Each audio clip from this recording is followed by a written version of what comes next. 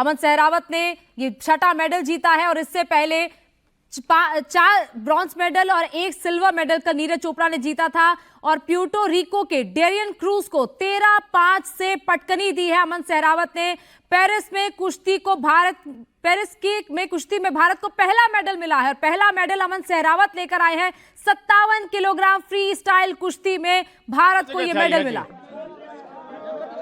पूरा संघर्ष कर रहा था, इतनी मेहनत करी है, दिन रात लड़का ने 10-12 घंटा रोज की मेहनत करी है जी, जब ये मेडल आया है जी। एक गरीब परिवार से बहुत संघर्षात इस जगह पर पूछा है और देश की खातिर मेडल ले आया। भगवान तो यह दवा करा है, आगे भी देश की खातिर गोल्ड मेडल लेके आए अगले बार और देश का आगे नाम बढ़ाए। हाँ, पूरी तैयारी है जी, अगली बार पक्का है जी। अब के पक्के कह गया था, अब की बार चुक गया, अगली बार पक्का है जी।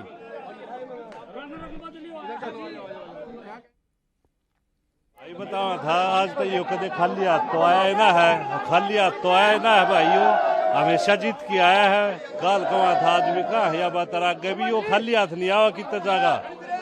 2 मिनट स्टार्ट होया पाछना डट्टा यो।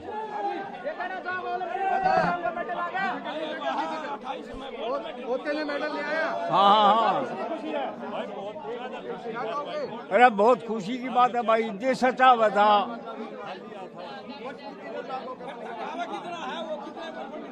हाँ, अरे बहुत खुशी की बात है भाई। हाँ, पर है आसपास के लोग, गांव के लोग वहां पर पहुंचे हुए हैं। मैच बाकायदा सभी ने बैठकर देखा और उसके बाद देखिए जीत की खुशी किस तरीके से मनाई जा रही है।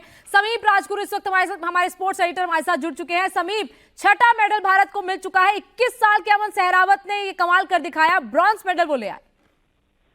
लाजवाब और एकदम बिल्कुल वन साइडेड, कोई मौका नहीं दिया अपने विरोधी रेसलर थे, उनको कोई ऐसा चांस नहीं था कि कभी भी ऐसा लगा हो कि बराबरी का मामला। हालांकि एक दाव उन्होंने जरूर लगाया था, जहां पर एक टाइम था जब वो 6-5 से आगे थे, सिर्फ 1 पॉइंट फासला था, लेकिन उसके बाद भी जबरदस्त कमबैक करके और उस फासले को 10-5 का किया, उसके बाद 13-5। और ये अगर देखो, अगर बात करें तो 5वां ब्रॉन्ज मेडल है और यहाँ पर 5 और ब्रॉन्ज मेडल्स हो सकते थे। हमारे इस समय 15 मेडल्स हो सकते थे, लेकिन फिलहाल हम 6 में। लेकिन खुशी की बात यह है कि जो फेवरेट था इस बार वो हाथ से नहीं गया। सबसे अच्छी बात यह है कि हर बार ये होता था कि हम जीतेंगे, हमारा ब्रॉन्ज है या हमारा सिल्वर पक्का है, और तो आखिरी मौके पर हम चूक रहे थे। लेकिन इस बार यहाँ पर जो अमन ने जो रेसलिंग जो बाउट लड़ी है उसमें उन्होंने कहीं मौका नहीं दिया। जो फेवरेट का टैग होता है उस पर वो खड़े उतरे और सबकी उम्मीदों पर खड़े उतरे। कई बार होता है कि गलत आपको साबित करना होता है दूसरों को, लेकिन कई बार सही साबित करना होता है, और अमन ने सबकी उम्मीदों पर बिल्कुल अपने आप को सही साबित किया और खड़े उतरे और ये ब्रॉन्ज लिया और एक शानदार अंदाज से ब्रॉन्ज लिया। सबसे बड़ी बात है 21 साल का पहलवान और एक बड़ा फ्यूचर, और इंडिया के लिए एक बहुत बड़ी और एक बहुत अच्छी खबर। लगातार पिछले 2-3 दिन से जो खराब खबरें चल रही थी, पहले हॉकी ने उसको खत्म किया, फिर नीरज चोपड़ा ने, और अब अमन सहरावत ने। कल एक और बाउट है रितिका की, अब देखते हैं वो क्या कमाल करती है। क्वालिफिकेशन है और अमन के इस ब्रॉन्ज के बाद कम से कम रेसलिंग के जो कुश्ती के जो खेमे में जो थोड़ी बहुत खलबली मची हुई है या थोड़ा बहुत जो एक निराशा सी छाई हुई है विनेश की वजह से, वो जो है थोड़ी सी खुशी फील होगी और एक अच्छा माहौल यहाँ पर बनता हुआ नजर आ रहा है। और एक बहुत ही बड़ी बात है 21 साल के पहली बार ओलंपिक खेलते हुए यहाँ पर अमन का ब्रॉन्ज मेडल लेना बहुत ही खुशी की बात है और बहुत बड़ी बात भी है साथ में। समीप, जब सेमीफाइनल का मैच हुआ था तब वन साइडेड जापान के रेसलर जीत गए थे, तब कहीं ना कहीं अमन बिल्कुल टूट गए थे। लेकिन हालांकि उम्मीद उन्होंने बनाए रखी थी कि कहीं ना कहीं ये ब्रॉन्ज मेडल वो लेकर ही आएंगे, और आज वो वन साइडेड मैच अमन के पक्ष में आया। बिल्कुल नहीं, वो भले ही हिगुची के खिलाफ वो हार गए थे और 10-0 टेक्निकल नॉकआउट ये सारी चीजें हुई थी, लेकिन एक बात है कि ये मानसिक तौर पे बिल्कुल हारे नहीं थे और पूरी तरीके से तैयार थे इस बाउट के लिए, ब्रॉन्ज के लिए। और एक सबक भी था कि बड़े रेसलर्स किस तरीके से यहाँ पर खेलते हैं। देखिए, वर्ल्ड चैंपियनशिप मेडल है अमन सहरावत के पास और अच्छे रेसलर हैं, टॉल हैं, और जितनी लंबी बाउट होती है उतने वो खतरनाक होते जाते हैं। उन्हें बहुत बड़ा सबक मिला है कि हिगुची आज हिगुची है तो कल अमन होंगे। तो वो एक ओलंपिक्स में या फिर वर्ल्ड चैंपियनशिप्स में आप अपने से बड़े धुरंधरों से यहाँ पर मुलाकात करते हैं। आप अगर घर पे खेलते रहेंगे तो ऐसे धुरंधर आपको मिलेंगे नहीं, और ऐसे लेवल पे आके बिल्कुल। समीप मैं आपके पास लौटूंगी। योगेश्वर दत्त हमारे साथ जुड़ चुके हैं, जो खुद ओलंपिक मेडलिस्ट रह चुके हैं। योगेश्वर, जिस तरीके से अमन ने ये पटकनी दी है और ये वन साइडेड मैच अपने नाम किया है, सबसे पहले तो क्या कहेंगे कि जो कुश्ती में एक सूखा पड़ा हुआ था फिलहाल इस बार के ओलंपिक्स में, वो सूखा अमन ने खत्म कर दिया है?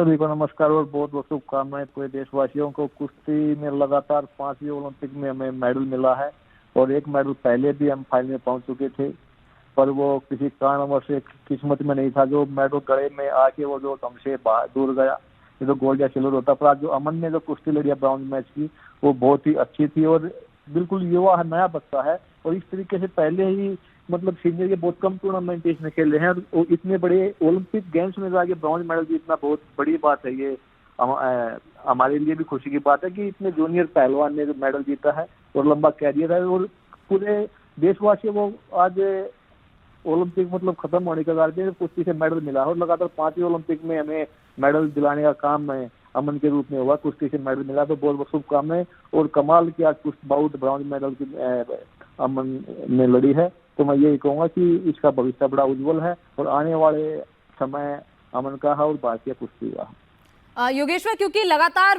विनेश को लेकर भी बात कही जा रही है कि विनेश के पक्ष में भी शायद फैसला आ जाए, जो सुनवाई है वो पूरी हो चुकी है। ऐसे में विनेश फाइनल में पहुंच गई थी, लेकिन फाइनल में सिर्फ 100 ग्राम वजन के कारण वो रह गई। हालांकि उस पर अब फैसला आने वाला है, लेकिन जिस तरीके से अमन ने आज परफॉर्म किया है, क्या कहेंगे उनकी परफॉर्मेंस पर? क्योंकि अमन सेमीफाइनल में हार गए थे, लेकिन अब ब्रॉन्ज मेडल जो है वो उन्होंने अपने नाम कर लिया।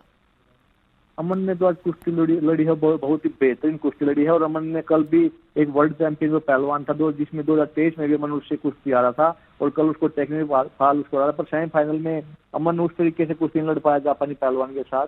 पर अमन की आते ओवरऑल परफॉर्मेंस देखे तो बड़ी अच्छी और बेहतरीन रही है और लास्ट में आके उसने हिंदुस्तान को मेडल दिलाया है। हमारी मेडल की संख्या 5 से 6 हुई है और अमन की जितनी तारीफ की जाए वो कम है, क्योंकि बच्चा है और इतने बड़े प्लेटफॉर्म पे जाके दबाव भी बहुत रहता है।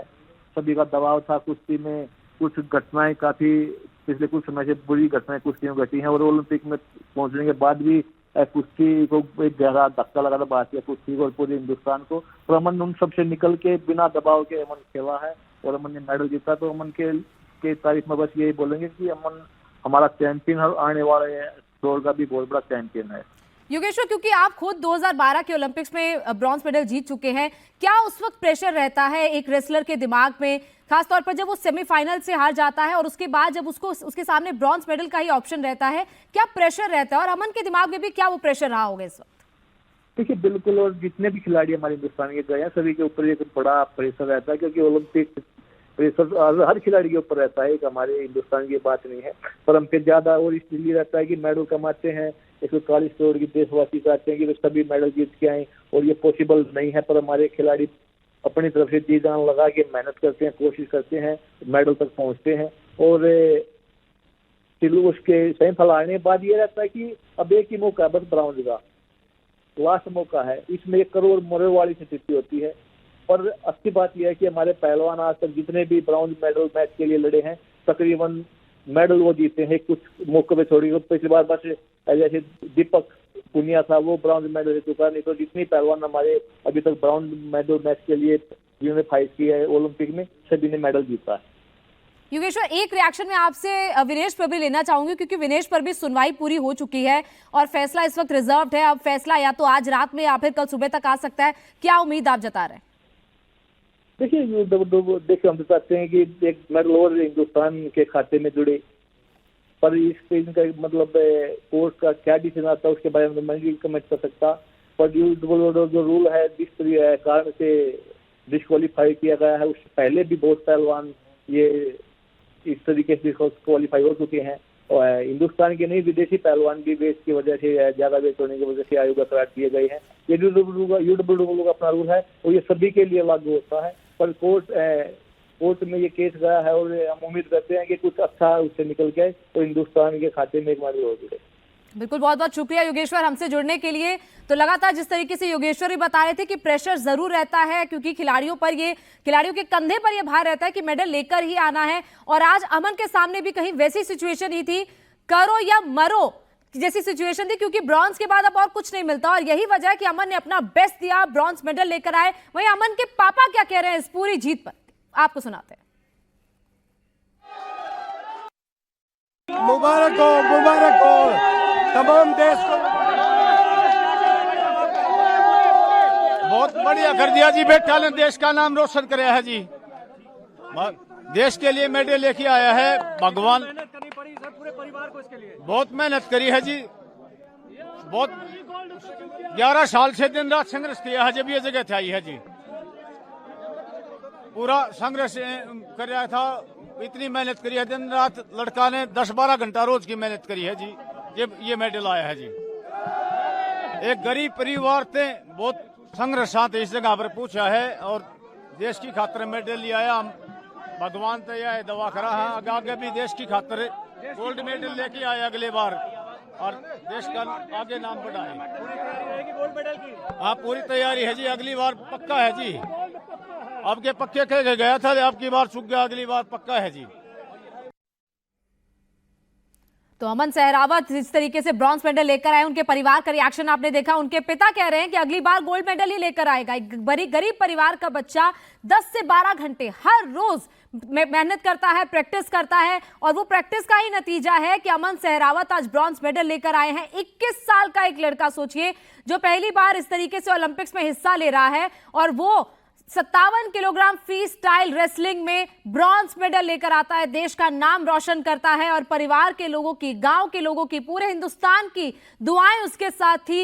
हर किसी की नजर इस वक्त टेलीविजन स्क्रीन पर थी कि अमन सहरावत अब ब्रॉन्ज मेडल लेकर ही आए और अमन ने सबका सपना साकार किया है। अमन सबकी उम्मीदों पर खरा उतरा है, सबको सेलिब्रेट करने का एक और मौका अमन ने दिया है, क्योंकि कल जिस तरीके से हॉकी टीम ने ब्रॉन्ज मेडल जीता, उसके बाद नीरज चोपड़ा ने सिल्वर मेडल जीता और आज अमन सहरावत ने ब्रॉन्ज मेडल जीता है। तो एक के बाद एक लगातार ये मेडल्स आए हैं। हालांकि 1 अगस्त को लास्ट मेडल आया था, उसके बाद 8 अगस्त को मेडल आता है। वो 7 दिन का सूखा जरूर पड़ा था, लेकिन उसके बाद वो सूखा इस तरीके से खत्म हुआ है कि बैक टू बैक 3 मेडल्स आए हैं और इस पे अमन सहरावत का ये मेडल अपने आप में बेहद खास है, क्योंकि इस बार कुश्ती में कोई मेडल अब तक नहीं आया था। विनेश फोगाट जो फाइनल में पहुंच गई थी, लेकिन 100 ग्राम वजन ज्यादा होने के कारण उन्हें डिस्क्वालीफाई कर दिया गया। वो मामला अभी सीएस के सामने चल रहा है, उस पर सुनवाई हो चुकी है, उस पर फैसला भी जल्द आ सकता है। क्या विनेश को भी सिल्वर मेडल मिलेगा या नहीं मिलेगा, ये अभी सवाल बना हुआ है। लेकिन अमन सहरावत ने कुश्ती में कमाल कर दिखाया है। कुश्ती में भारत को ब्रॉन्ज मेडल मिल गया है और पेरिस ओलंपिक में आपको बता दें कि भारत को अब तक 6 मेडल मिल चुके हैं। यह 6ठा मेडल है, जिसमें 5 ब्रॉन्ज और 1 सिल्वर मेडल है जो नीरज चोपड़ा ने कल जैवलिन थ्रो में जीता। तो कुश्ती में किस तरीके से पटकनी अमन सहरावत ने अपने विरोधियों को दी है। सेमीफाइनल में जिस तरीके से अमन हार गए थे, 10-0 से हारे थे, लेकिन उसके बावजूद अमन ने जो कमबैक किया है, जो ब्रॉन्ज मेडल के मैच में अमन ने कमाल कर दिखाया है, वो अपने आप में बेहद खास है कि अमन देश का नाम रोशन करके ब्रॉन्ज मेडल लेकर आए हैं।